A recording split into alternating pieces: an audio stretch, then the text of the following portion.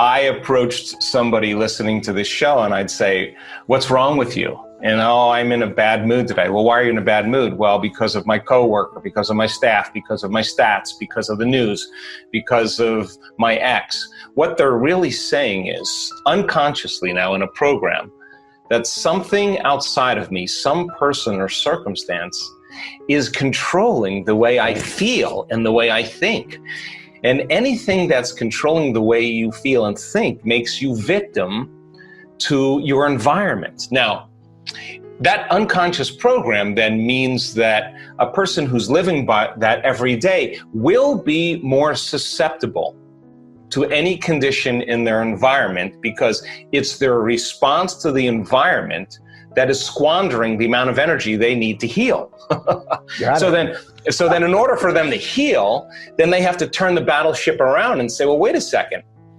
I could complain, that would be normal and natural. I have 1,000 reasons to be unhappy, but instead of allowing my environment to control how I think and feel, what if how I think and feel can produce an effect in my environment? Now all of a sudden, the game changes, because you are going to inhibit those thoughts, behaviors, and emotions.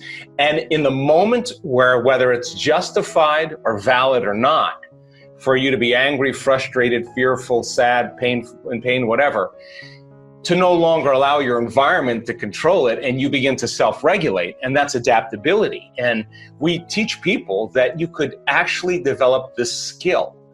And when you do it properly, and you get back into that kind of heart and brain coherence, you save yourself from going unconscious for the remainder of the day and running some type of program. So it feels unnatural in the beginning, because basically the hardest part about change is not making the same choice as you did before. And the moment you decide to make a different choice, buckle up, because it's going to feel uncomfortable. It's going to feel unfamiliar. You are going to leave known territory and you're stepping into the unknown. Now, most people, their habituations and their conditioning of remembering something from the past, and that memory is just thoughts of different people and circumstances, of different things at certain times and places, tattooed in the recesses of their gray matter. So the moment they think of their problems, they're thinking in the past.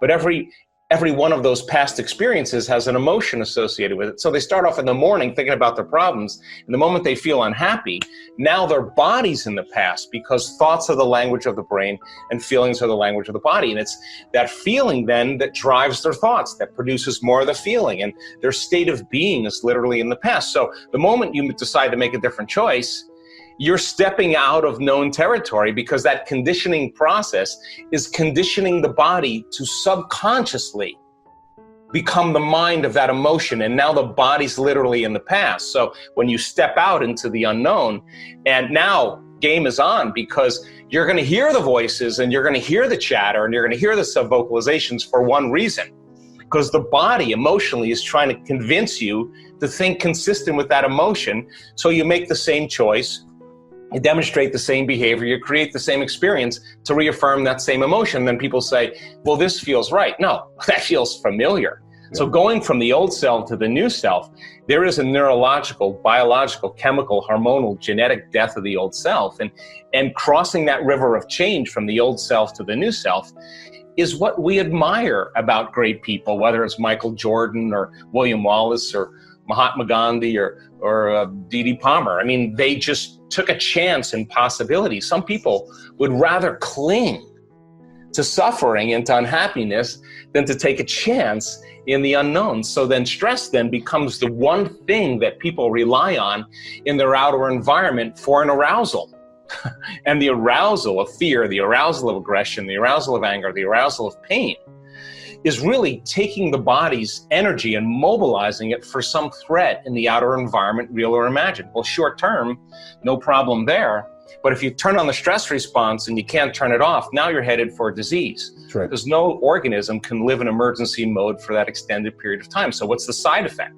From a neurological standpoint, you are going to see a lot of incoherence in the thinking neocortex. In fact, the arousal causes a person to try to predict the future based on the past. So now they're overly analytical And our research shows when you get overly analytical, 100% of the time, you're going to make your brain worse, without a doubt. Wow. You're going to drive it further into those elevated high beta states. Same thing happens. You're sitting in traffic and you're frustrated, you're impatient, you can't run, you can't fight, you can't hide. So in a sense, biologically, you're stepping on the gas and the brake. But what happens to the heart during the sympathetic response? It's beating, but now you're not using that energy. So then the arteries of the heart constrict, and now you're pushing against the closed system, and the heart becomes incoherent, and energy literally leaves the brain and heart. And now, in a sense, the hormones of stress draw from our field of energy and turn it into chemistry.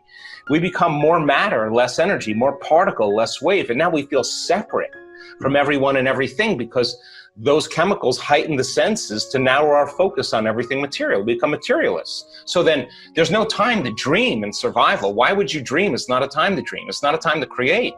So people spend 70+% of their time living in this aroused state. And so they don't believe in a new future because if they can't see it, smell it, taste it, hear it, feel it, it doesn't exist. So then suppressed neocortical function, consciousness drops right out of the thinking neocortex. And the act of slowing down your brain waves all of a sudden causes different compartments of your brain that were incoherent because the hormones of stress are saying, what about this? What about that? What about this person? What about that appointment? You start suppressing neocortical function. Here comes innate intelligence. Here comes the autonomic nervous system. And now they begin to merge. And the autonomic nervous system's job is to do what? Create balance. So it says, this person is getting beyond their identity. And when the autonomic nervous system moves in, the brain neocortex starts to synchronize. And what syncs in the brain starts to link in the brain. And now what we see is the autonomic nervous system, when it's done properly, it turns on, Ron, to such a heightened degree of energy. We're talking 200, 300, 400, 500 standard deviations outside of normal. That's how much energy is in there. And I'll give you an example about standard deviations. If we took everybody who's listening to this call and we measured their eyesight as an example, you would see that Z curve exactly the same. No matter what we measured, whether intelligence, eyesight, height, weight, you'd see the same curve. And that big part of the curve, if you draw a line right down the middle, that's normal. That makes up about 68% of the population. A little better eyesight, a little worse eyesight, but it's kind of normal.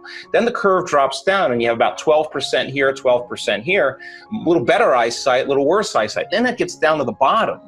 And you got 2% really great eyesight, 2% really poor eyesight. That makes up 99.7% of the population. Is either 3 standard deviations above normal or 3 standard deviations below normal, no matter what we measure. Now, we're getting brainwave patterns with energy in an aroused state of gamma. That's 200, 300, 400, 500 times outside of normal. Now, when neuroscientists and researchers look at this, and it's all autonomic nervous system. So now the autonomic nervous system's processing a very coherent, very orderly, very high frequency, and the autonomic nervous system controls and coordinates all those systems. So the person, all of a sudden, the arousal that they're feeling is an arousal of ecstasy. It's an arousal of bliss. They're connecting with innate, and its signature is pure love. I mean, or wholeness, whatever you want to call it, or ecstasy, a feeling that moves you into the present moment. Now, when that happens, the feeling's not coming from anything outside of them. It's coming from within them, and they stop looking out there for it, and they start realizing that innate intelligence is real within them. So then, when they start becoming conscious and interfacing with it, the side effect of that, many times, is an instantaneous biological upgrade. The person all of a sudden, why? Because that orderly signal, coherent signal that's being sent to every single cell in the body is jiggling the cell with energy, and the cell begins to emit more light and information. And now all of a sudden, the body begins to produce a field. And according to the quantum model of reality, all disease is a lowering of frequency. You're becoming more matter, less energy. So now here we go. There's an upgrade energetically that happens in real time. And so the person comes back and says, I don't know what that was, but let me tell you something. It was more real than the betrayal I had 6 years ago, or more real than the trauma I had when I was 9. This is a moment where they're having a very, very profound removal of the past biologically.